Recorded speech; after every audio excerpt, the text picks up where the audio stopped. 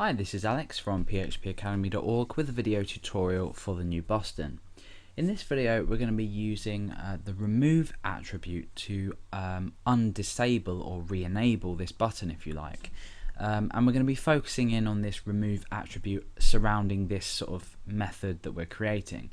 And essentially what we're doing is we have a checkbox with the label I agree. And when we click on this, the continue button is enabled and we can go ahead and click it. We also disable this checkbox as well. So, you know, not really well, too much of a practical application, but there are practical applications to this. But I just wanted to create something more sort of applicable to real life to demonstrate the remove attribute function. So this is essentially what we're going to be creating. Let's go over to our text editor and start writing it.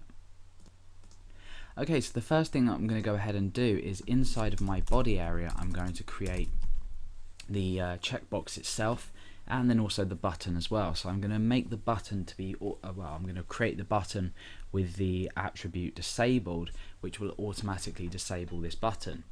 So let's go ahead and first of all create the button. I'm going to obviously create an input with the type of button. I'm going to set a value to this, just to say continue, and I'm going to set a property disabled. We'll just show you first. In the browser it looks like this. We can click on this button. If we go ahead and set the disabled attribute to disabled and we refresh, you can see that the button is now disabled. So that's in the state that we want it.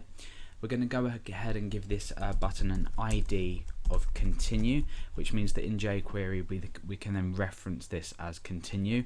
Obviously you can use a class or you can select a button, you know, as a whole.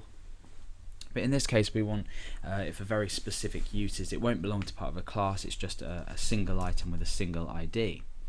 Okay, so now that we've done that, we just have our disabled button on our page. I'm going to go ahead and just surround the checkbox in paragraph tags. So we're going to say input type equals and checkbox. And then next to this I just want to write I agree. So now we have this checkbox here which we can check and uncheck. Again, I'm going to give this an ID just so we can reference it, and this is just going to be called agree. So what's going to happen now? We need to think of how we're going to, you know, sort of set about this process. We're going to click on the checkbox. Once the checkbox has been checked, we want to enable this button and disable this button. So let's go ahead over to ext.js, which I've included on my page, as well as jQuery.js. And in ext.js we want to first of all wait for the document to be ready. So we say document.ready, and inside we have our function. So this is going to run when the document is ready. We want to bind an event handler. Let's just pull this down a bit to make it look a bit better. We're going to want to bind an event handler to this checkbox, so when it changes we can check for the status on, and then we can go ahead and enable this button by removing this disabled attribute. So let's go ahead and select our agree checkbox, and then we want to bind the event handler change to this, and inside of here will be a function which we pull down, and in here we can just test this by alerting out checked, for example. So now when we refresh and I click this, you see that we get this button, this alert dialog box just up here.